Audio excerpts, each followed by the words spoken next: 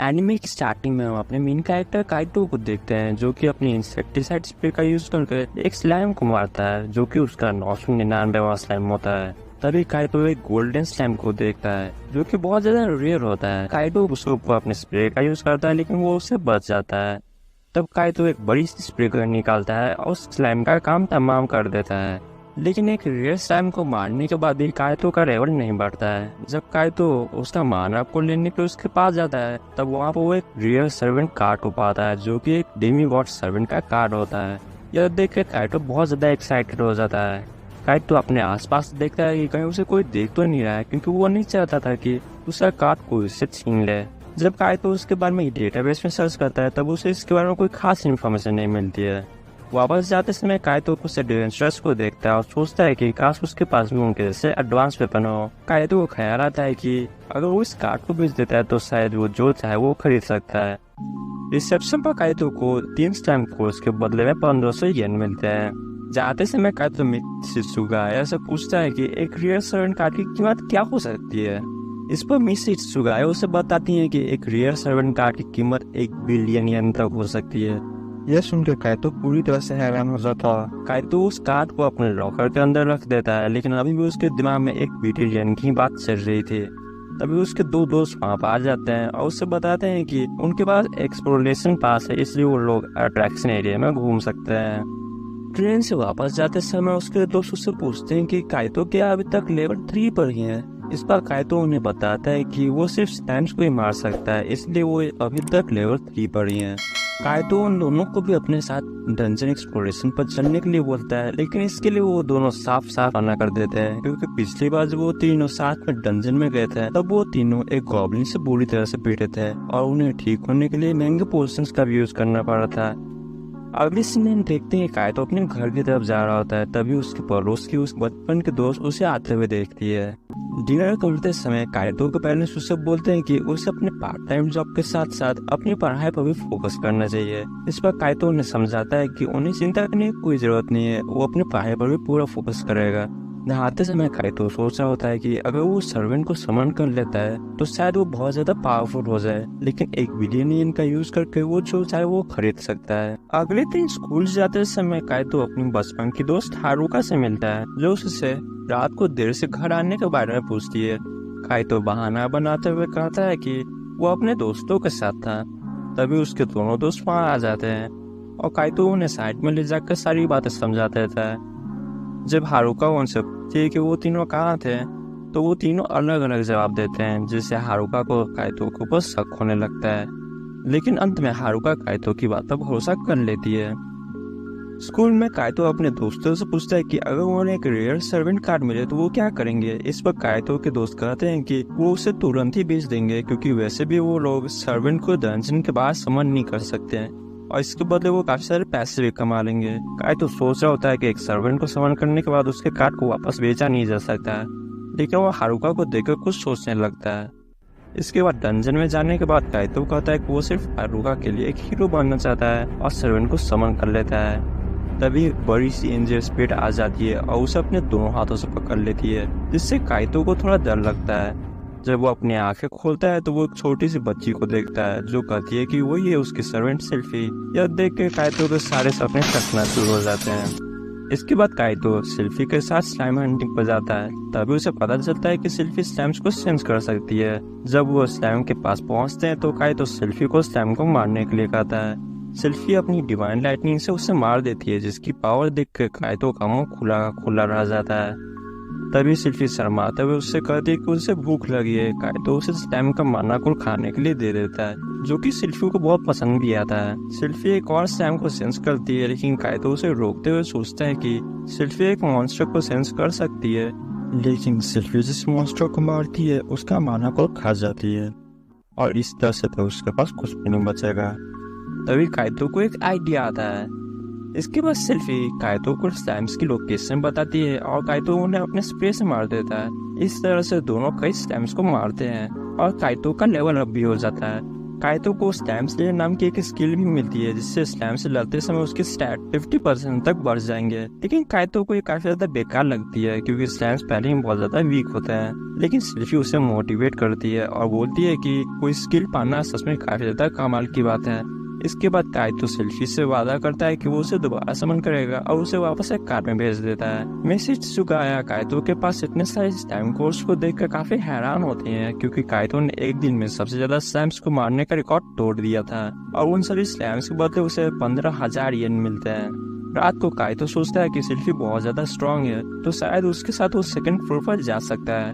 लेकिन गॉब्लिन से अभी भी उसे बहुत ज्यादा डर लग रहा होता है। तभी हम काइतो के सपने में एक फ्लैशबैक देखते हैं, जिसमें काइतो और हारुका टीवी देख रहे होते हैं। वहाँ पर हारुका के फादर, जो कि एक आर्मी कैप्टन होते हैं, उन्हें दिखाया जाता है, जो कि डंजन एक्सप्लोर करने के लिए जा रहे होते हैं। यह देखकर काइतो काफी ज्यादा मोटिवेट होता है और उनकी तरह ही एक हीरो बनने का सपना देखता है। अगले दिन सिल्फी और काइतो सेकंड फ्लोर पर जाते हैं, लेकिन सेकंड फ्लोर पर जाते ही काइतो की फटने लग जाती है।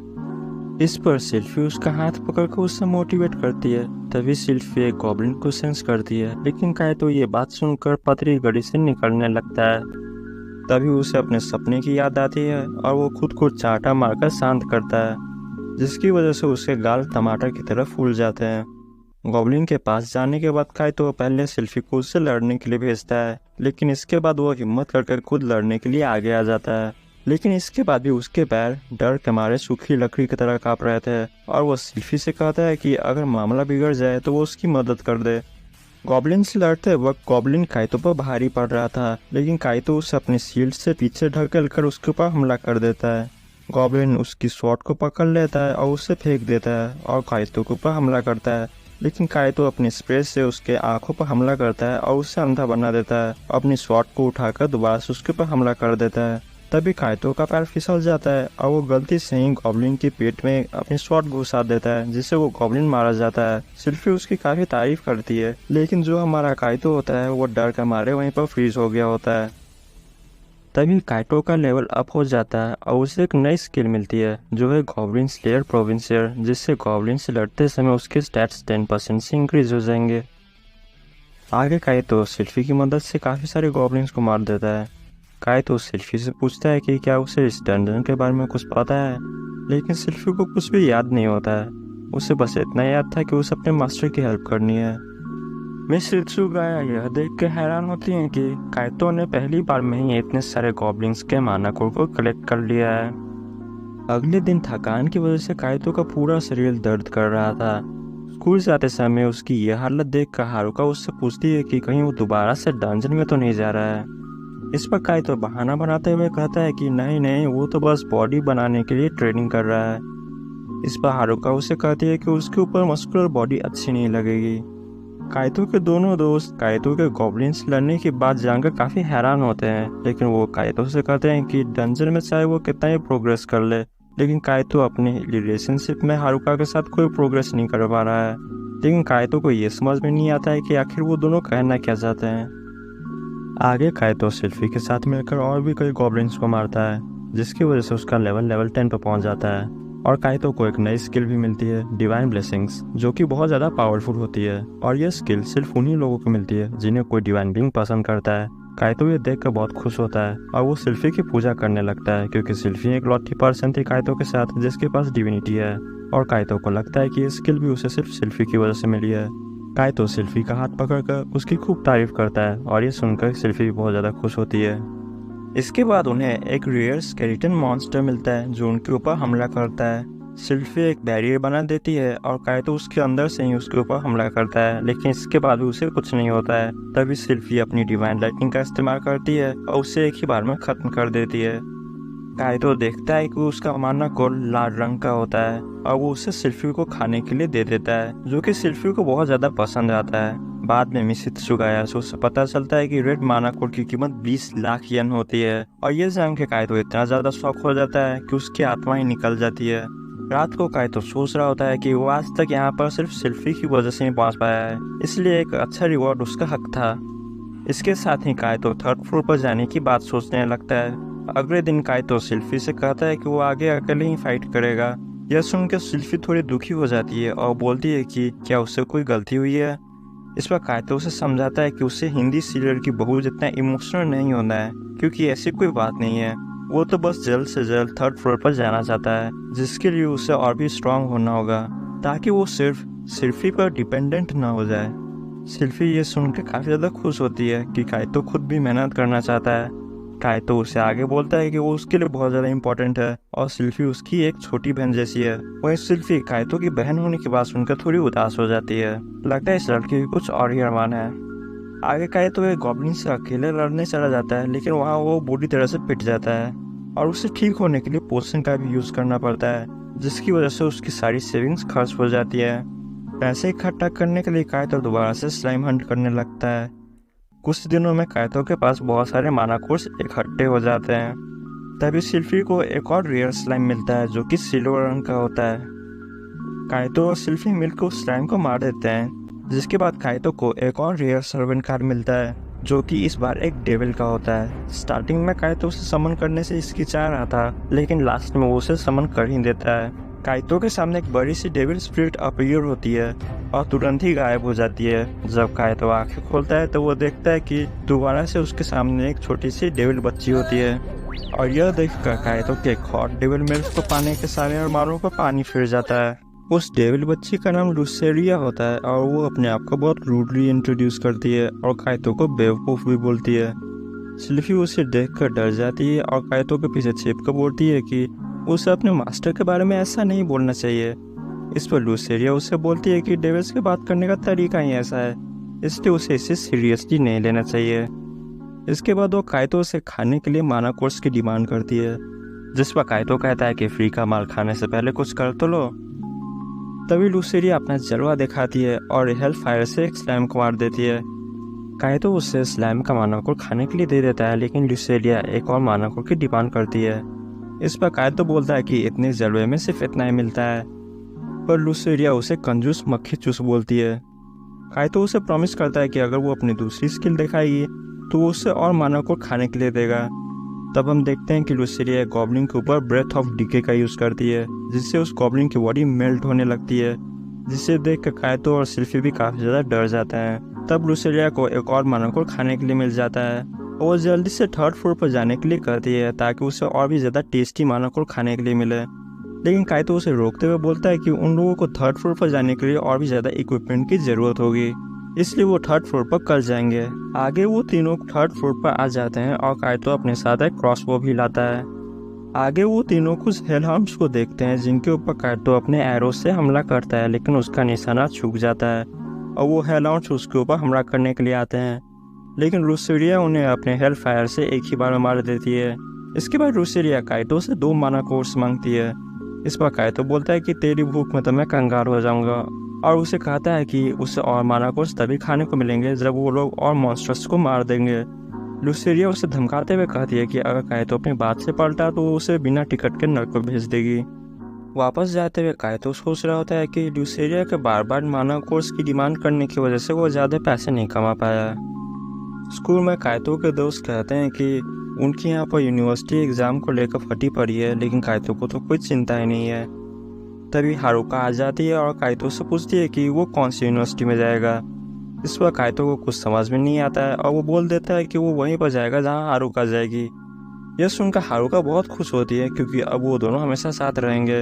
वहीं कायतो को यह समझ में नहीं आता है कि वो इतनी खुश क्यों है। इसके बाद कायतो लुसेरिया और सिल्फी के साथ कई सारे मॉन्स्टर्स को मारता है, लेकिन सिल्फी भी कहीं ना कहीं लुसेरिया से जलने लगी थी और कायतो भी उसके अजीब बिहेवियर को नोटिस करता है। घर पर कायतो एक मूवी देखता है जिसे देखकर उसे लगने लगता है कि कहीं लुसेरिया और सिल्फी भी आपस में लड़ने न लग जाए। अगले दिन कायतो हारुका से शिंजी और हायातो का नाम लेकर इस मामले में एडवाइस मांगता है। इस पर हारुका कहती है कि उन्हें उस लड़की से सीधे बात करनी चाहिए। इसके बाद कायतो सिल्फी से अकेले में पूछता है कि क्या उसे लुसेरिया पसंद नहीं है। इस पर सिल्फी कहती है कि ऐसा कुछ भी नहीं है। कायतो पूछता है कि अगर ऐसी बात है तो उसे कौन सी बात परेशान कर रही है। वो उसे हर बात बता सकती है क्योंकि सिल्फी उसके लिए बहुत ज़्यादा इम्पोर्टेंट है। यह सुनकर सिल्फी उससे सारी बातें बता देती है और बोलती है कि वो चाहती है कि कायतो उसे लुसेरिया के बराबर ही माना कोर्स दे और उससे खूब बात भी करे और उसकी खूब तारीफ भी करे। यह सुनकर कायतो भी उसे प्रॉमिस करता है कि उसे वो लुसेरिया के बराबर ही माना कोर्स देगा और उससे अच्छे से भी बात करेगा। इसके बाद काइतो सिल्फी को भी लुसेरिया के बराबर ही माना कोर्स देता है और उसकी तारीफ भी करता है। फिर सिल्फी एक वाइल्ड बोर को मार देती है जिससे उसका लेवल अप हो जाता है और वो बहुत ज़्यादा स्ट्रांग हो जाती है। अब वो 3 हेलहाउंड्स को एक ही बार में मार देती है, लेकिन उसकी पावर बढ़ने की वजह से उसकी भूख भी बढ़ जाती है और वो काइतो से 3 माना कोर्स की डिमांड करती है, जिसकी वजह से काइतो दोबारा से कुछ खास पैसे नहीं कमा पाता है। इसके बाद काइतो माना कोर्स को कलेक्ट करने के लिए दोबारा से स्लाइम हंटिंग करने लगता है। काइतो स्लैम्स को अकेले ही मार रहा था। इस पर लुसेरिया कहते हैं कि अगर उसे उनकी ज़रूरत ही नहीं थी तो उन्हें समन ही क्यों किया, लेकिन सिल्फी कहते हैं कि उसे काइतो को चीयर करना बहुत पसंद है। इस पर लुसेरिया भी उसे चीयर करने लगती है। मिस इत्सुगा या काइतो से पूछते हैं कि वो दोबारा से स्लैम कोर्स से क्यों ला रहा है। इस पर काइतो बोलता है कि वो सिर्फ अपने बेसिक्स पर ध्यान दे रहा है। तब मिस इत्सुगा उसे कहती हैं कि अब काइतो 4th फ्लोर पर जाने के काबिल हो गया है। घर पर काइतो 4th फ्लोर पर जाने के लिए इक्विपमेंट सर्च कर रहा होता है। तब उसे कार्बन नैनो ट्यूब का सूट पसंद आता है, लेकिन वो बहुत ज़्यादा महंगा होता है। अगले दिन इन तीनों को एक स्पेशल स्लाइम मिलता है जिसे सिल्फी और लुसेरिया मिलकर मार देते हैं। जब काइतो उसके पास जाता है तो देखता है कि वहाँ पर एक मैजिक ऑर्ब होता है। इसे देख के काइतो सोचता है कि अब वो एक फेमस जादूगर बनेगा। अब वो उस ऑर्ब को तोड़कर उसको एब्जॉर्ब कर लेता है, जिसकी वजह से उसे एक वाटर बॉल स्पेल मिलता है। काइतो उसे एक हेलहाउंड के ऊपर टेस्ट करता है, लेकिन इससे उसे खरोच तक नहीं आती है और वो काइतो पर हमला करता है, लेकिन सिल्फी उसे तुरंत ही मार देती है। यह देखकर काइतो काफी डिप्रेस हो जाता है और सोचता है कि लगता है उसे बड़ा छूना लग गया है। इससे अच्छा तो यही होता है कि वो उसे बेच देता। लुसेरिया बोलती है कि कम से कम अब उन्हें पीने के पानी की चिंता नहीं करनी पड़ेगी। आगे काइतो पार्क में अकेले बैठा होता है, तभी वहाँ पर हारुका आ जाती है और उससे पूछती है कि उसने अपना मुंह क्यों लटका कर रखा हुआ है। इस बार काइतो अपना भांडा फोड़ने ही वाला था, पर वो बात बदल कर बोलता है कि वो एक फिल्म देखने गया था, लेकिन उसे वो बिल्कुल पसंद नहीं आई। घर पर जाते हुए काइतो हारुका को उसे एडवाइस देने के लिए थैंक यू बोलता है। इस पर हारुका बोलती है कि उसने तो कहा था कि वो शिंजी और हायातो की बात कर रहा है। इस पर काइतो बोलता है कि हाँ, वो उनकी ही बात कर रहा था। तब हारुका अपने घर के अंदर चली जाती है, जो कि थोड़ी जेलस होती है। इधर हम देखते हैं कि हमारा भोला भाला काइतो सोचता है कि हारुका का मूड कुछ ठीक नहीं लग रहा था, कहीं उससे जलन तो नहीं हो रही थी। लेकिन तब वो सोचता है कि लेकिन ऐसा कैसे हो सकता है। डंजन में काइतो अपने वाटर बॉल स्पेल की ट्रेनिंग कर रहा था, पर इसका कोई खास फायदा नहीं होता है और वो बहुत ज़्यादा थक भी जाता है। घर आने के बाद वो सीधा अपने बेड पर सो जाता है। तभी उसे कैप्टन कात्सुरागी की याद आती है और उसे अपना सपना भी याद आता है। सुबह उठने के बाद वो सोचता है कि उसे इतनी आसानी से हार नहीं माननी चाहिए। आगे वो दोबारा से वाटर बॉल की प्रैक्टिस करने लगता है। अब काइतो अपने वाटर बॉल को अलग अलग शेप्स में कन्वर्ट कर पा रहा था, लेकिन उसे वो अभी भी ज़्यादा देर तक स्टेबल नहीं कर पा रहा था। काइतो बहुत ज़्यादा थक गया था, इसकी वजह से वो वापस जाते समय एक लड़की से टकरा जाता है। वो तीनों लड़कियां काइतो को देखकर सोचती हैं कि ये बंदा कितनी ज़्यादा मेहनत कर रहा है और उन सबको भी काफ़ी ज़्यादा मेहनत की ज़रूरत है। काइतो क्लास में ही सो गया था, जिसकी वजह से उसकी टीचर उसके ऊपर बहुत गुस्सा होती हैं। तब काइतो अचानक से उठकर बोलता है कि वो अपनी ट्रेनिंग अच्छे से करेगा, जिसे सुनकर पूरी क्लास उसके ऊपर हंसने लगती है। काइतो अपने दोस्तों को बता रहा होता है कि वो डंजन में किस तरह से ट्रेनिंग कर रहा है। तभी वहाँ पर हारुका आ जाती है और उससे पूछती है कि कहीं काइतो डंजन में जाने के लिए तो ट्रेनिंग नहीं कर रहा है। इस पर काइतो दोबारा से बहाना बनाते हुए कहता है कि नहीं, वो तो डांस ट्रेनिंग की बात कर रहा था।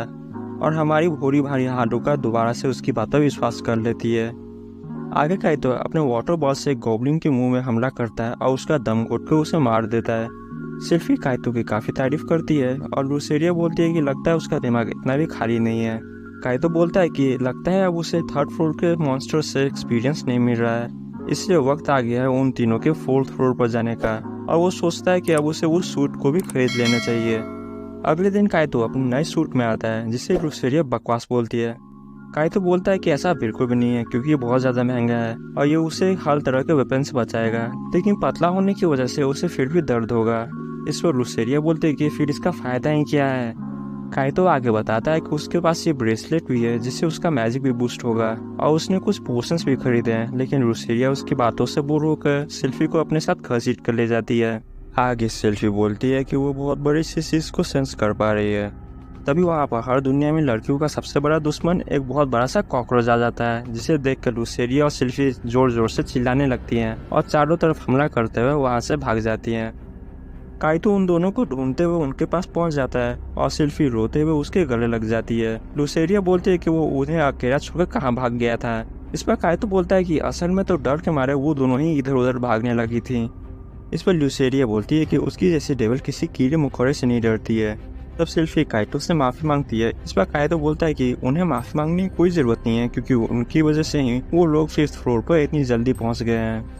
काइतो सेल्फी और लुसेरिया को कॉकरोच मॉन्स्टर के मानव को खाने के लिए देता है, जिनका टेस्ट उन दोनों को बिल्कुल भी पसंद नहीं आता है। तभी सेल्फी 2 सैंड मॉन्स्टर को सेंस करती है, जिस पर काइतो अपने एरो से हमला करता है, लेकिन इसका उनके ऊपर कोई असर नहीं होता है और वो काइतो के ऊपर हमला करते हैं। लेकिन सही टाइम पर सेल्फी अपने बैरियर से काइतो को बचा लेती है और लुसेरिया उन्हें एक ही अटैक में हरा देती है। जब काइतो उन्हें और मानव को खाने के लिए देता है, तब वो दोनों कॉकरोच मॉन्स्टर के मानव को खाने से साफ इनकार कर देती हैं, क्योंकि उसका टेस्ट बहुत ही ज़्यादा खराब होता है। इस पर काइतो उन्हें बेचने के लिए रख लेता है। आगे सेल्फी को एक दीवार के पास से कुछ सेंस होता है और वो अपनी डिवाइन लाइटनिंग से उस दीवार को तोड़ देती है। तब उन लोगों को एक छिपा हुआ रास्ता मिलता है और वो लोग अंदर जाने लगते हैं। काइतो उन दोनों को किसी भी ट्रैप से सावधान रहने के लिए कहता है, लेकिन तभी लुसेरिया का पैर एक ट्रैप पर पड़ जाता है और एक तीर सीधा आकर काइतो को लग जाता है, जिसकी वजह से काइतो को अपनी नानी याद आ जाती है। लेकिन इसके बाद दोबारा से लुसेरिया का पैर एक और ट्रैप पर पड़ जाता है, लेकिन इस बार काइतो एरो से बच जाता है। लेकिन इसकी वजह से उसका खुद का पैर एक दूसरे ट्रैप पर पड़ जाता है और उसे 440 वोल्ट का झटका लगता है। यह देख कर सेल्फी रोने लगती है और लुसेरिया बोलती है कि अगर वो मर गया तो वो उसे नर्क में भेज देगी। मतलब भाई, मरने के बाद भी बंदे को चैन नहीं मिल रहा है। तभी काइतो को होश आ जाता है और वो बोलता है कि अब वो बिल्कुल ठीक है। लुसेरिया बोलती है कि उसे इस तरह से उन्हें डराना नहीं चाहिए। तब काइतो उसे चिढ़ाते हुए बोलता है कि क्या उसे उसकी फिक्र हो रही थी। इस पर हमारी सुंदर डेविल बोलती है कि ऐसा बिल्कुल भी नहीं है। आगे उन्हें एक बड़ा सा दरवाज़ा मिलता है। तब काइतो वहाँ से वापस जाने की बात करता है, पर लुसेरिया उसे वहाँ से जाने नहीं देती है। जब काइतो के लाख कोशिश करने के बाद भी वो दरवाज़ा नहीं खुलता है, तब सेल्फी अपने अंदर के दया को जगाती है और उस दरवाजे को तोड़ देती है, जिसे देखकर काइतो यही सोचता है कि कहीं ये छेद उसकी जेब में न छेद कर दे। अंदर जाने के बाद उन्हें एक बड़ा सा ओगर और एक बड़ा सा स्लाइम दिखता है। सेल्फी और लुसेरिया उनके ऊपर हमला करते हैं, लेकिन उनके ऊपर उनके मैजिक का कोई भी असर नहीं होता है और उन्हें खरोच तक नहीं आती है और ओगर उन लोगों पर हमला कर देता है। लेकिन सेल्फी अपने बैरियर से उन सबको बचा लेती है। काइतो लुसेरिया को स्लाइम को संभालने के लिए बोलता है और खुद ओगर के ऊपर फोकस करता है। जब काइतो उसके ऊपर अपने एरोस से हमला करता है तो उसे डैमेज हो रहा था। तभी काइतो के सभी एरोस खत्म हो जाते हैं और काइतो को लगता है कि उसकी कंजूसी आज उन लोगों को जान ले लेगी। तभी काइतो अपने वाटर बॉल स्पेल का यूज करता है, जो उसके ब्रेसलेट की पावर की वजह से आइस बॉल में बदल जाती है और इसकी वजह से ओगर को डैमेज भी होता है। लेकिन काइतो के पास सिर्फ 3 अटैक करने की मैजिकल पावर बची होती है। तब काइतो अपनी ट्रेनिंग का यूज कर अपने वाटर बॉल्स को नोकीले स्पीयर्स के रूप में बदल देता है और ओगर के ऊपर हमला करता है, जिसकी वजह से उसे काफी ज्यादा डैमेज होता है और 3 ही अटैक में वो ओगर खत्म हो जाता है। इधर स्लाइम लुसेरिया के ऊपर हमला करता है, पर काइतो एंड मौके पाकर उसे बचा लेता है। तब सेल्फी उस स्लाइम के ऊपर अपने डिवाइन स्पीयर से हमला करती है, लेकिन फिर भी वो मरता नहीं है। इस पर काइतो वहाँ से भागने की सोचने लगता है, पर काइतो को कैप्टन कात्सुरागी की याद आती है। तब वो सेल्फी को बैरियर यूज करने के लिए बोलता है और बैरियर के अंदर से खुद इंसेक्ट स्प्रे का यूज करके स्लाइम के ऊपर हमला करता है, जिससे स्लाइम को डैमेज हो रहा था। स्प्रे के खत्म होने के बाद काइतो अपने बैग से 2 बड़े स्प्रे गन निकालता है और स्लाइम के ऊपर हमला करता है और लास्ट में स्लाइम को मार गिराता है। तब खुशी के मारे सेल्फी और लुसेरिया काइतो के गले लग जाती हैं, लेकिन काइतो को काफ़ी चोट लगी थी और इस वजह से उसे काफ़ी दर्द भी होता है। वो पोशन पी लेता है और अपने आप को पूरी तरह से हील कर लेता है। तभी लुसेरिया का भी लेवल अप हो जाता है और वो लेवल 2 पर पहुंच जाती है। काइतो भी देखता है कि वो लेवल 15 पर पहुंच चुका है। इसके बाद वो ओगर के माना कोड को उठाता है, जो कि एक रेड कोड था। काइतो सोचता है कि इस बार वो काफ़ी सारे पैसे कमा लेगा। जब वो स्लाइम के माना कोड को उठाने जाता है, तब वहाँ पर वो एक मैजिकल स्वॉर्ड को देखता है, जो एक स्वॉर्ड कम और एक जेब कतरे का चाकू ज़्यादा लग रहा था। जब मिस हित्सुगाया एक ओगर के मानव को देखती हैं, तो वो काइतो से पूछती हैं कि आखिर ये उसे कहाँ मिला। इस पर काइतो उन्हें 5th फ्लोर के हिडन डंजन के बारे में सब कुछ बता देता है। मिस हित्सुगाया उसे बताती हैं कि रेड मानव को उसे काफ़ी अच्छे खासे पैसे मिल जाएंगे। वो आगे काइतो को एक इवेंट के बारे में बताती हैं, जहाँ पर एक्सप्लोरर्स पार्टी बनाकर 7th फ्लोर को एक्सप्लोर करेंगे। काइतो भी ये सुनकर काफ़ी ज़्यादा एक्साइटेड होता है। इधर स्कूल में काइतो अपने दोस्तों के सामने अपनी सीखी बगा रहा था कि वो इवेंट में पार्ट लेने के लिए जल्दी 6th फ्लोर को क्लियर कर रहा है और इसके लिए वो काफ़ी मेहनत भी कर रहा है। तभी वहाँ पर हारुका आ जाती है और काइतो से पूछती है कि क्या वो किसी डांस पार्टी को ज्वाइन करने की बात कर रहा था। इस पर काइतो के दोस्त उसे यकीन दिला देते हैं कि हारुका बिल्कुल सही समझ रही है। हारुका बोलती है कि अगर ऐसी बात है तो काइतो उसे भी अपने साथ जरूर लेकर जाए। उसके जाने के बाद काइतो बोलता है कि लगता है उसे अपनी जान बचाने के लिए सच में डांस सीखना पड़ेगा।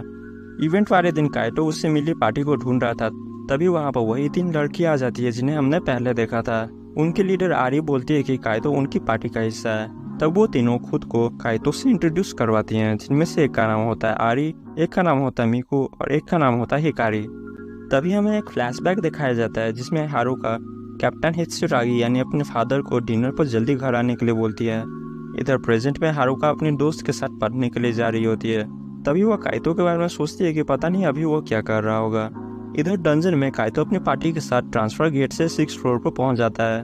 6th फ्लोर पर काइतो और उसके साथी एक डिपार्टमेंट स्टोर से अपनी जरूरत का सामान खरीद लेते हैं। तीनों लड़कियों के पास कोई बैग न देखकर काइतो उनसे पूछता है कि वो सभी अपना सामान कहाँ रखेंगी। तब ये तीनों काइतो को बताती हैं कि उनके पास मैजिकर बैग है। यह जान के काइतो काफी हैरान होता है क्योंकि ये बहुत ज्यादा महंगा होता है। तभी काइतो को पता चलता है कि ये तीनों ही अमीर बाप की परियां है। आगे उन लोगों को डंजन का स्टाफ मिलता है जिन्हें ये लोग डंजन की मेंटेनेंस के लिए थैंक यू बोलते हैं। काइतो आगे बताता है कि वो लेवल 16 पर है, आरी लेवल 18 पर होती है और मिको हिकारी दोनों ही लेवल 15 पर होती है। आगे उन लोगों को एक अर्थ गोलम मिलता है जिसे आरी आसानी से हरा देती है। तभी वहाँ पर एक ब्रॉन्ज गोलम आ जाता है जिसे हिकारी अपनी अर्थवेव का यूज कर दलदल में फंसा देती है और मिको अपने सर्वेंट स्नैच को समन करती है जो उसके ऊपर हमला करने लगता है। तब हिकारी अपने फायरबॉल स्पेल से ब्रॉन्ज गोलम को पिघला देती है और आरी अपने आखिरी अटैक से उसे खत्म कर देती है। लेकिन तभी हिकारी और मिको के ऊपर एक आयरन गोलम हमला कर देता है, लेकिन आरी सही समय पर उन्हें बचा लेती है। आरी के अटैक्स का उसकी हार्ड बॉडी के ऊपर कोई खास असर नहीं हो रहा था और हिकारी के फायरबॉल भी ज्यादा इफेक्टिव नहीं थे। तभी वो गोलम मिको के सर्वेंट स्नैच को भी इंजर कर देता है। यह सब देख कर काइतो सोचता है कि उसे लुसेरिया और सिल्फी को समन कर लेना चाहिए। तभी उसे अपनी मैजिकल स्वॉर्ड मिलती है। इंटरनेट पर काइतो को पता चला था कि ये स्वॉर्ड अपने टारगेट को उतना ही डैमेज करती है जितना इसका यूजर इमेजिन करता है।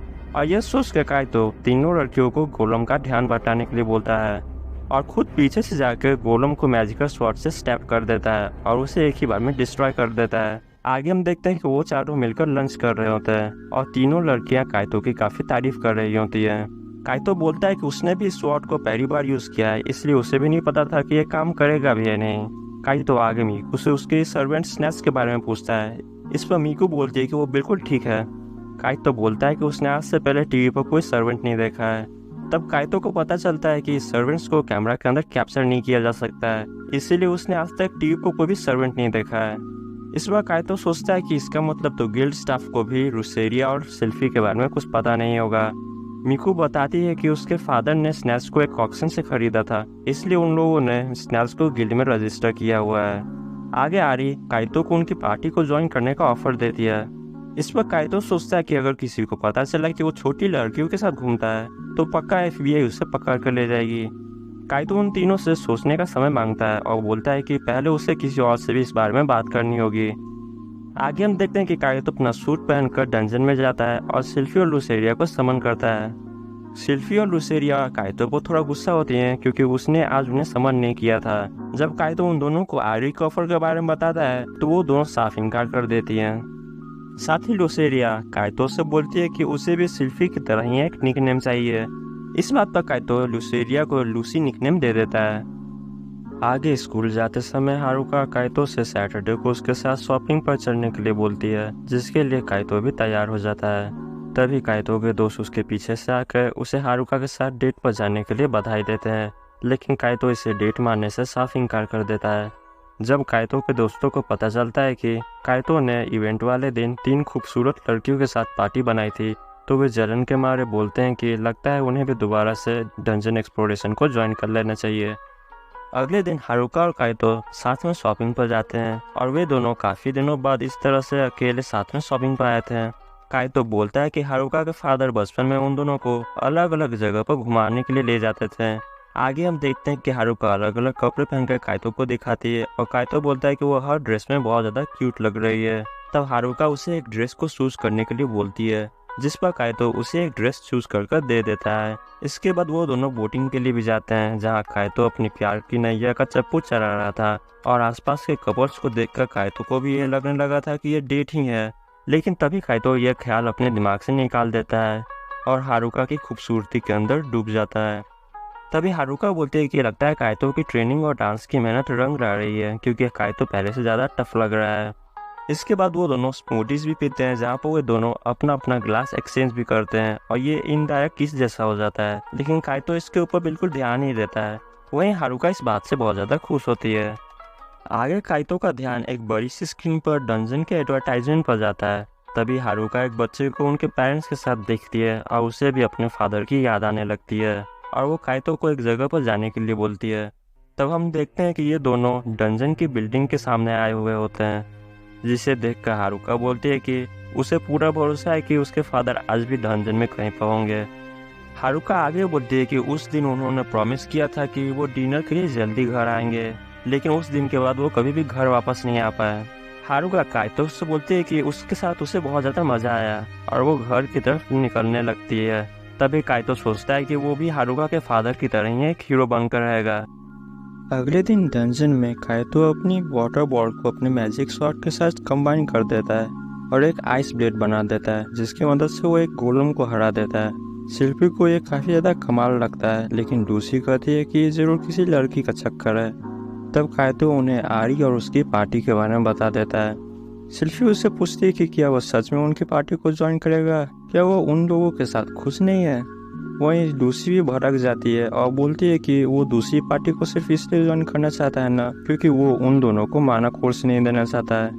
लूसी के गुस्से से बचने के लिए काइतो प्रॉमिस करता है कि वो उन लोगों के ग्रुप को ज्वाइन नहीं करेगा, पर शिल्पी का मन बदल जाता है और वो उससे पूछती है कि आखिर वो उन्हें क्यों ज्वाइन करना चाहता है। इस पर काइतो बोलता है कि शिल्पी और लिसेरिया बहुत ज़्यादा स्ट्रांग है, इसलिए वो दूसरी पार्टी को ज्वाइन कर अपनी स्किल्स को लेवल अप करना चाहता है। शिल्पी उसकी तारीफ करती है, क्योंकि काइतो खुद भी मेहनत करना चाह रहा था। काइतो शिल्पी और लुसेरिया को प्रॉमिस करता है कि वो आरी के ग्रुप को सिर्फ वीकेंड्स के ऊपर ही ज्वाइन करेगा। घर आने के बाद आरी को कॉल करने से पहले वो काफ़ी ज़्यादा नर्वस था, पर तभी उसे हारुका का कॉल आ जाता है। काइतो हारुका से शिंजी का नाम लेकर पूछता है कि शिंजी एक लड़की को फ़ोन करने से पहले बहुत ज़्यादा नर्वस है, तो क्या हारुका के पास ऐसी कोई ट्रिक है जिससे वो नर्वस ना हो। हारुका उसे बताती है कि बचपन में जब वो स्टेज पर परफॉर्म करने से पहले बहुत ज़्यादा नर्वस होती थी, तब उसके फादर ने उसे स्माइल करने के लिए कहा था, जिससे उसकी घबराहट कम हो गई थी। काइतो इसे ट्राई करता है और बोलता है कि लगता है ये काम कर जाएगा। यह सुनकर हारुका समझ जाती है कि वो यह एडवाइस खुद के लिए मांग रहा है और गुड नाइट बोल के फ़ोन काट देती है। उसने काइतो को फ़ोन इसलिए किया था क्योंकि वो उसे दोबारा डेट पर बुलाना चाहती थी, पर एक और लड़की की बात सुनकर वो जेलस फील करने लगती है।